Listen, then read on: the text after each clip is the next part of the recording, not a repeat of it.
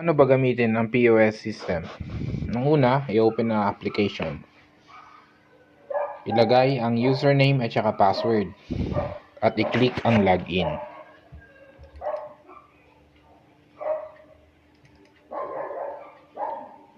So, pagka login natin, mapupunta tayo dito sa main menu.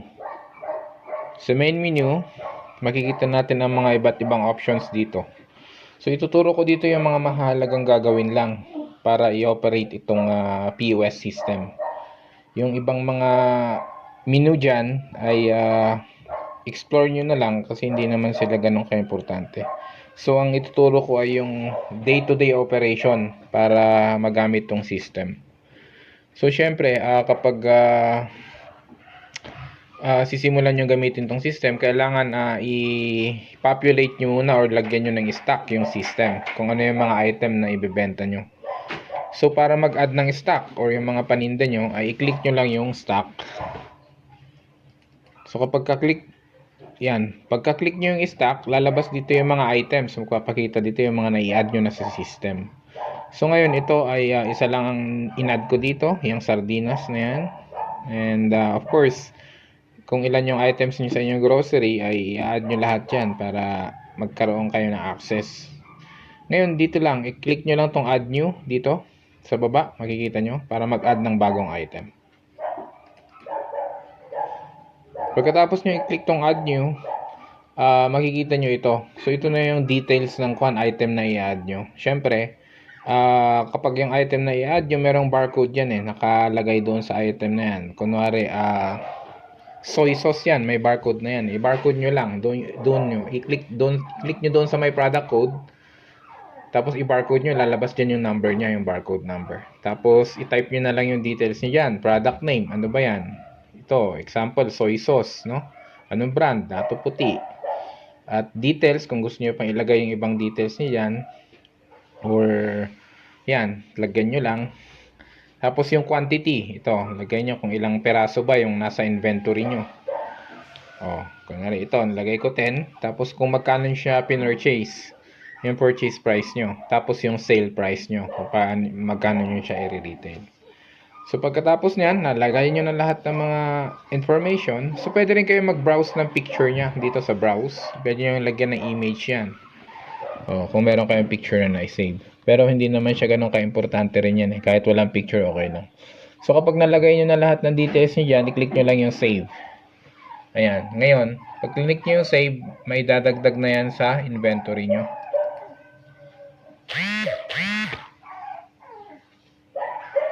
At yan, pag click nyo yung save ito, may susulat dito, item has been saved successfully. So, nasa system nyo na yan. No? Click nyo lang yung okay, ay added na yan sa system.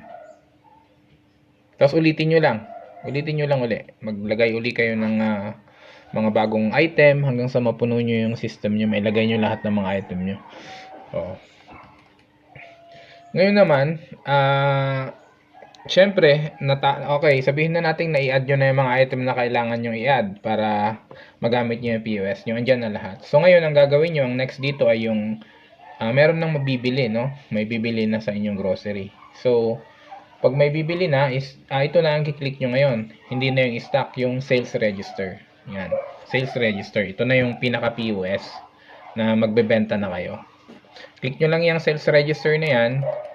Pagkatapos, ito, lalabas dito sa insert item barcode, makikita nyo sa taas. Iba-barcode nyo ngayon yung barcode ng item nyo. So ngayon, ang ginawa ko, binarcode ko itong sardinas, no? Ayan, so nag-appear siya dito. Ayan, so nakasulat yan kung ano yung price niya, quantity, kung ilan yung bibilihin nila, ilang peraso. Ayan, isang peraso dito, tapos yung total. Ayan. Ngayon, kapag yan, for example, yan lang, isang perasong sardinas lang bibilihin nila. Tapos magbabayad na sila. I-click nyo lang yung payment. Yan, click nyo yung payment. Pagka-click nyo yung payment, ito, lalabas ito. Ngayon, dito sa paid amount, ito yung ibibigay nilang pera. For example, ang babayaran nila 30 pesos. So, nagbigay sila ng pera na 100 pesos. I-type nyo dito kung magkano yung binigay nilang barya, ay yung pera. Ngayon, nalalabas na dito yung computation kung magkanong barya nila. Ito, nakasulat dito, change amount 70. Yan ang barya nila. So, magko-compute na yan. So, bali 30 pesos yung sardinas, yung babayaran nila. Nagbigay sila ng 100, may barya silang 70 pesos. So, pagkatapos nyo na-type yan, i-click nyo lang yung print. Ito, print, control plus enter. Yan. Pag click nyo yan, magpiprint na yan. Magpiprint na yan sa POS printer nyo. Parang yung details ng binili nila. So, i-click nyo lang yung print, control plus enter na yan. So, pagkatapos nyo i-click yan, so lalabas ito. Do you want to complete this transaction in direct print? So, i-click nyo lang yung yes. So, pagkatapos nyo i-click yung yes, tapos na yung transaction. Okay? Tapos na siya. So, yun lang palagi yung uulit-ulitin na gagawin tuwing may bibili. Ganun na lang yun. So, i-monitor nyo na lang yung stock nyo, no? Kapag mauubos, makikita nyo yan eh. Makikita nyo kung mauubos na yung stocks nyo, magdagdag lang uli kayo sa stock. Yun lang gagawin nyo, mag-refill ng stock at saka magbenta. Ayan. Ngayon naman, punta naman tayo sa pagba-backup. Ito importante ito eh. Kasi, kailangan nyo i-backup from time to time yung system nyo. Kasi, for example, nasira yung computer nyo. Mawawala na lahat yung mga stock, yung na-in-input nyo dyan, no? Yung in-inventory nyo, isayang naman yung oras nyo. So, kailangan meron kayong backup in case na mag-crash yung computer, masira yung computer.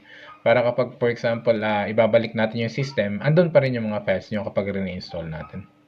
So, ito gagawin nyo itong pagba-backup tuwing magko-close na kayo ng store. For example, i-close nyo na yung store nyo, natapos na yung last na transaction nyo, i-backup nyo. Tapos i-save nyo na lang sa USB.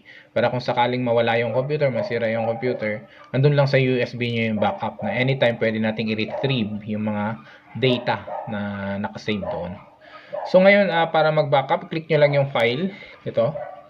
So pagka-click nyo ng file, ay magpapakita ito. Yan. Tignan nyo lang yung save backup as. No? Click nyo lang yan. Pag click nyo yan, ay lalabas ito. Ayan, so magpupunta siya kung saan nyo isi-save yung backup nyo. So may yan, file name, yan na rin yung pangalan niya, may date yan kung kailan yung backup nyo. Ayan, so everyday yan, pag magko-close kayo ng shop, ay backup nyo na lang para safe yung data natin. Ayan. So ngayon, yan, kapag nakaganyan na yan, kung saan nyo isi-save man yan, na ito, nasa may documents, sa documents siya nag-save. Tapos kapag na-save sa documents, ilipat nyo na lang sa USB nyo para may backup doon sa USB para safe siya. So, dalawa backup nyo, nasa computer nyo at saka nasa USB nyo. So, i-click nyo lang itong save. So, pagkatapos nyan, okay na. So, ganun lang paano gamitin ito. So, yung sistema lang nito paano gamitin ay, yun, maglagay kayo ng stock. Pag napuno nyo na yung stock nyo, i-monitor nyo na lang kung nauubos yung stocks, no?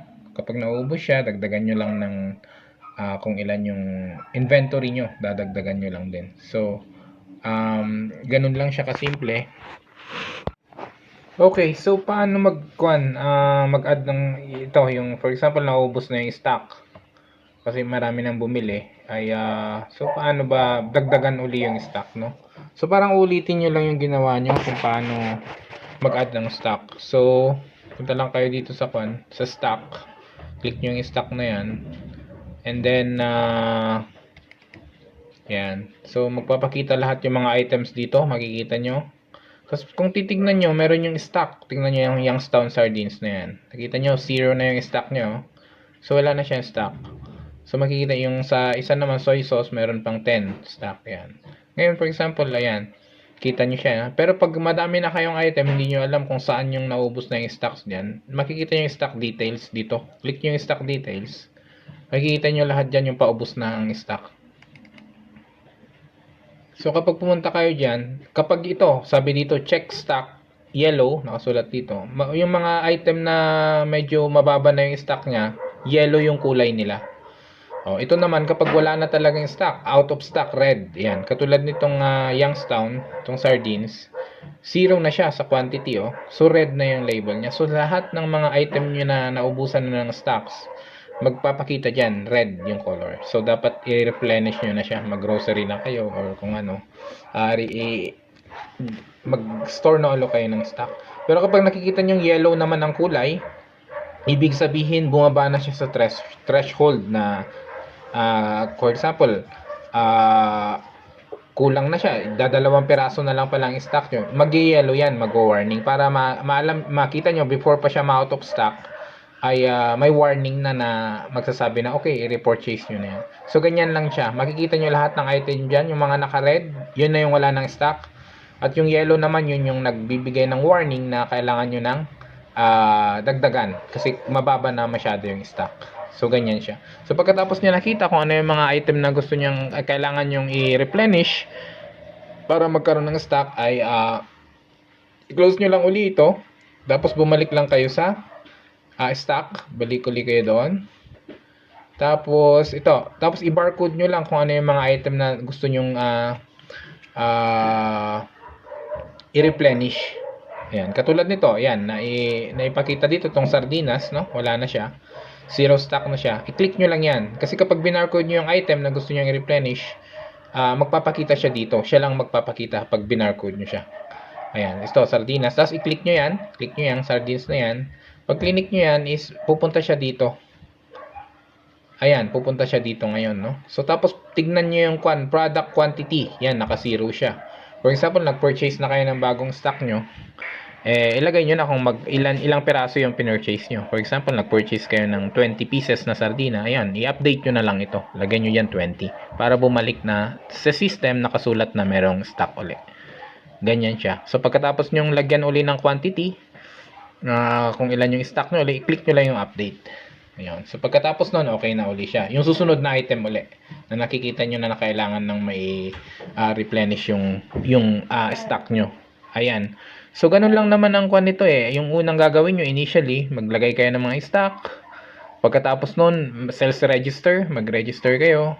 Hindi, yun, magbenta kayo pag may bibili, ganun-ganun. Tapos, i-monitor nyo na lang kung ilan yung natitirang stock. Tapos, replenish lang uli. Paulit-ulit lang. Ganun lang ang sistema ng POS. So, salamat at good luck sa inyong business.